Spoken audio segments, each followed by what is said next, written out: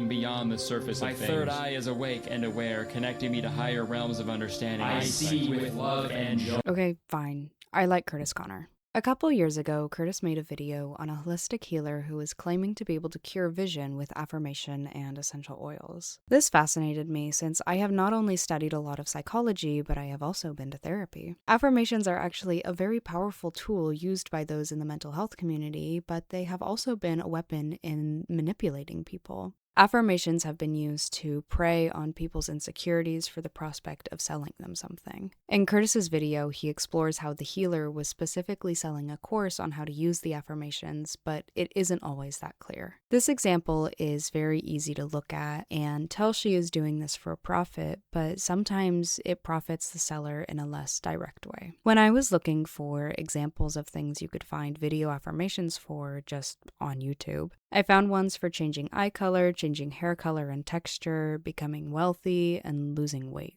Every single one of these, whether the viewer knows it or not, is targeting a specific insecurity, making the videos feel valuable. Someone uncomfortable with their body type may want to watch subliminals or recite affirmations to change this body type. Someone financially insecure may turn to watching a video claiming to make them successful as a last resort. If someone has tried every technique to change the things they dislike, they may conclude the problem is just mindset or turn to something spiritual since the physical hasn't shown the results that they want. It is kind of hard to do actual scientific research on the power of affirmations and subliminals because oftentimes these claims are not falsifiable. Falsifiability is the idea that you have to be able to prove a claim wrong. And this is very important in research in science and especially in psychology. The study of ESP or telekinesis is often criticized for its lack of falsifiability because those who claim to have it will also claim it does not work when observed too closely.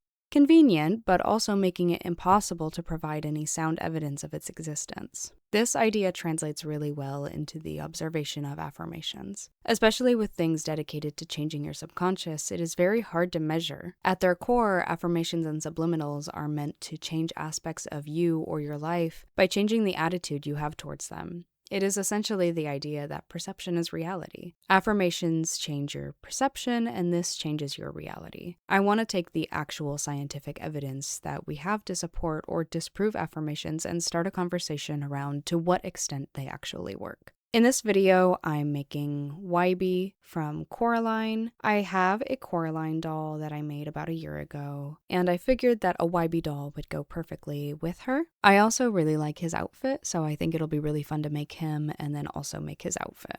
To put it briefly, affirmations are phrases or words one repeats to themselves in an effort to change their beliefs towards something. For example, someone with poor self-esteem may repeat phrases like, "I am confident," to boost their self-esteem. Additionally, they may repeat affirmations to change something they are insecure about, the anxiety leading them to have the lower self-esteem. This could be things like, "I am smart," "I am attractive," or "I am loved." Even though I know they are different, for the sake of this video, I'm going to say subliminals and affirmations are the same thing. Subliminals more typically refer to audio you listen to rather than words that you repeat. These could be the same phrases as ones you would repeat as an affirmation, but the audio is played so quietly and is often masked by songs or audio waves that the listener cannot consciously process it. Since it is so quiet, it is believed to subconsciously change the way people think about things. I am saying these are the same since they both relate to repeating desired phrases in attempts to change some aspect of one's life. They're different, but the difference isn't really relevant here.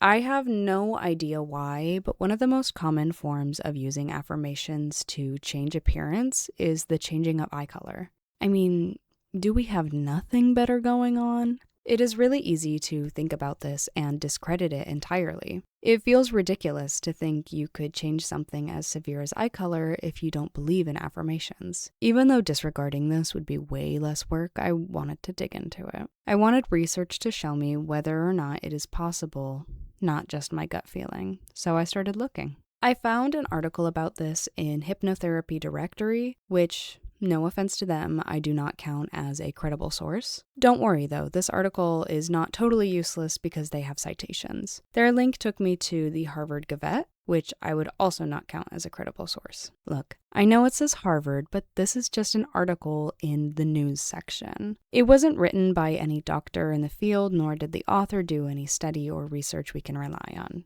Even though I'm not going to count this as a credible source, I don't think it's entirely unreliable. In this scenario, I'm looking for a research paper that is peer-reviewed and replicated. And what is that? We found one? Yay! Shout out to Harvard Gavette for using a peer-reviewed paper as their source. Now that we have a paper, let's get into it. I should clarify that this paper is specifically talking about the use of hypnosis to change eye color. Just like subliminals, hypnosis is not the same as affirmations, but they complete the same task of changing the subconscious perception. Hypnosis is cool, so I might make a separate video about this. Boiling it down, this paper found that hypnotized individuals could change the way they perceive color, but what does that mean for us? I know you are only watching this because you want to have the YN purple eyes so One Direction will pick you to go on stage and then adopt you. This information suggests subconscious influence may not change your physical eye color, but it could change the way you see the color that your eyes are. The act of repeating "my eyes are purple" could convince your brain so much that you begin to perceive the color your eyes currently are as purple. In this way, you will think your eyes are purple and it can become a personal truth. Looking at yourself in the mirror and having your brain perceive the eyes as purple will reinforce the idea, creating a cycle of reinforcement. You think your eyes are purple, you begin to perceive your eyes as purple, the perception of this makes you believe your eyes are purple, you think your eyes are purple. So, can you change your eye color with affirmations, subliminals, or hypnotism?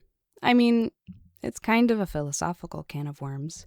If you believe you are the only person with a consciousness, then yeah, you could believe your eyes are a different color to the extent that that is the reality you live in.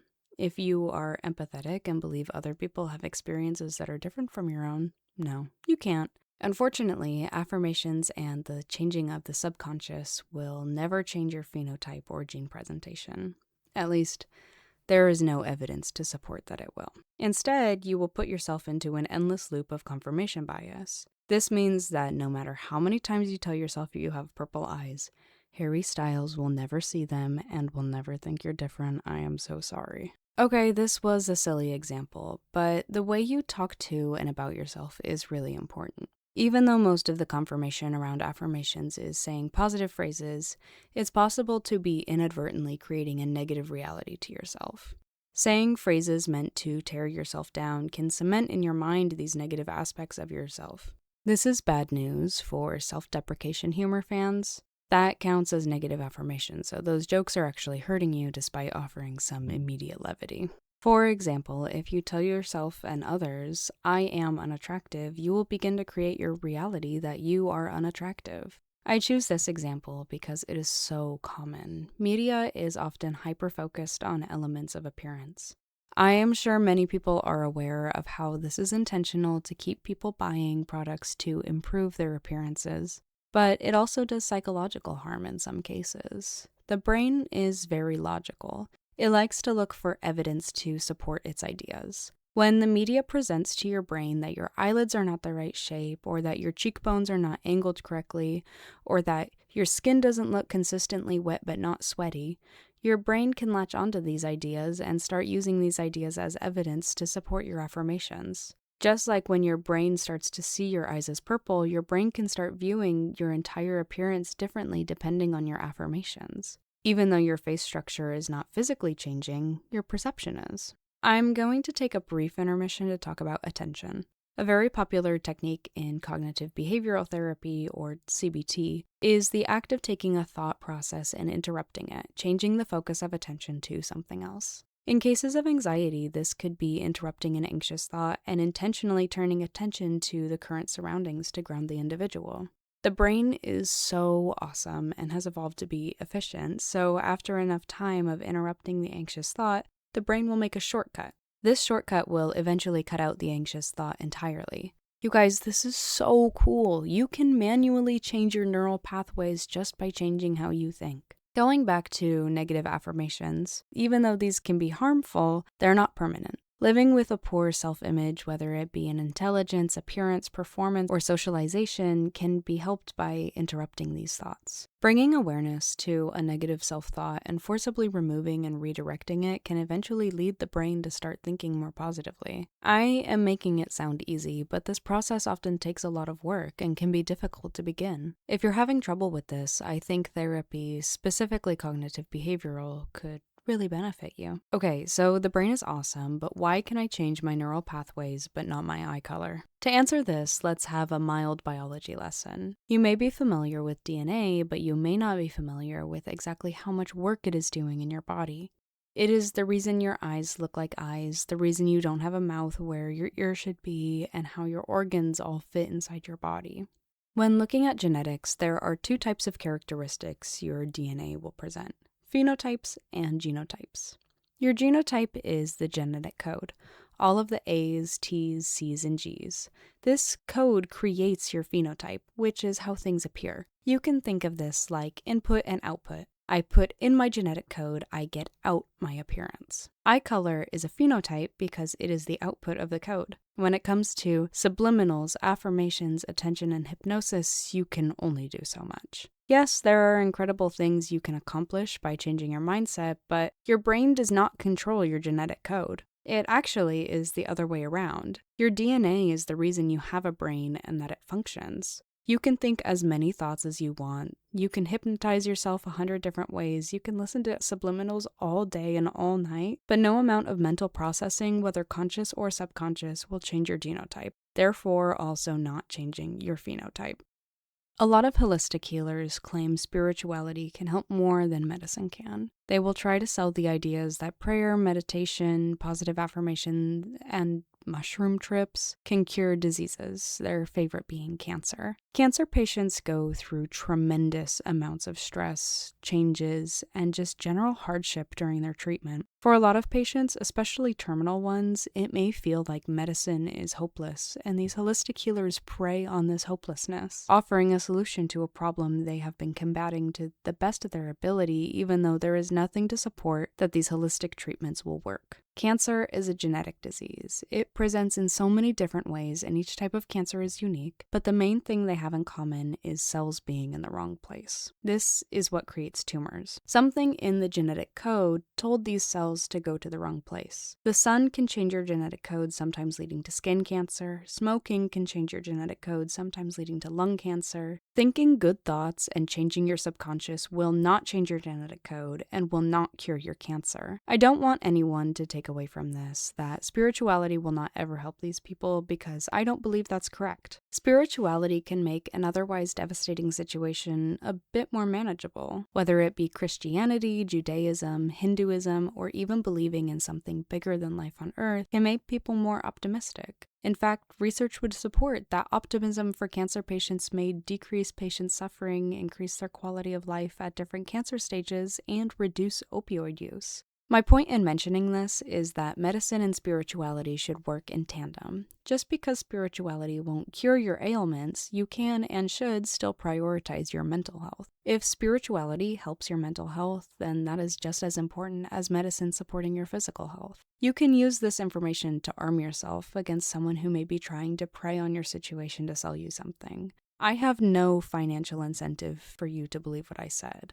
I'm not even monetized yet. I am simply just a nerd. You know what? Yeah, you're right. I should talk about how almost every single one of these healing influencers is trying to sell you a course or an oil or an herb or mushrooms. Before I get too far into this, I want to have a little disclaimer. I am generalizing when I'm referencing holistic medicine. Not every holistic practitioner practices exactly the same. That being said, a research paper I read dove into holistic practices, claiming more research needs to be done before anyone can say these are good or even better alternatives to traditional medicine. Because of this, I'm leaning with my opinion to the side of research, not enough evidence to support their claims. I also do not know the in-depth practices of a holistic healer, so I cannot speak for their efficacy or how legitimate they are. What you cannot deny is the overlap between MLMs, or pyramid schemes, and holistic practices. In his video about vision, Kurtis reveals that the healer was selling doTERRA oils, a very popular MLM.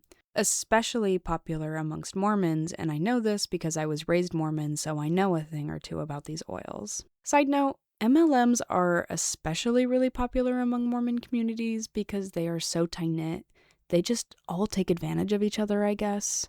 And in my experience, holistic healing and alternative medicine are also very popular in Mormon communities. Chicken or the egg kind of thing. I actually found an article from a holistic website explaining why MLMs cannot be holistic, and this actually broadened my view of holistic medicine. They claimed that holistic medicine shouldn't be just vibes, and that it should be treating the lifestyle that causes a disease rather than just treating the physical part of the disease. Not only does this article help prove my point, but it also shows that there is holistic on holistic crime occurring, and I think that's very funny. This article explains that this healing is meant to be done to help others, conducted by professionals. Having an MLM as part of your holistic practice creates a financial incentive for the healer to sell products to their patient. Having an MLM as a part of this also removes the credentials, whatever they may be, and allows anyone to practice so long as they bought the products.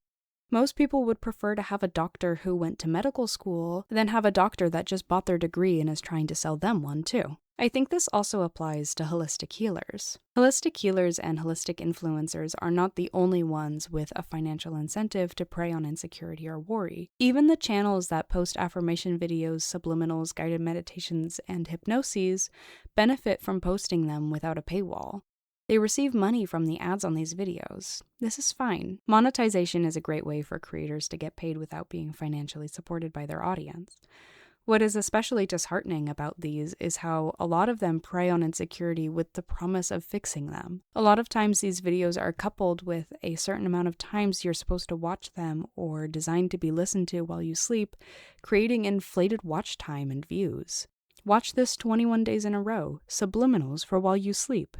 My biggest issue with these is the deniability. All of these videos target these insecurities, create false promises, and if they come up short, blame the viewer for not doing enough spiritual work or not believing hard enough. You cannot change your eye color with affirmations no matter how hard you believe, but this video will continue to capitalize on people who believe their eye color is a root of a deeper issue. All this to say, I think affirmations can be incredible. They do so much for the work of self-esteem and mental health. I think if you could benefit from these, you absolutely should try them. If you do, I would encourage you to find sources to why they work and don't spend money on someone claiming they can fix something scientists haven't been able to for centuries. The internet is the Wild West with information, but finding things scientifically backed is not impossible. Am I going to continue watching guided meditation videos on YouTube? Absolutely, because I love meditation. Will I continue to hold my criticisms about them? Also, yes. Be nice to yourself. You are smart, you are attractive, you can do incredible and difficult things. Bye.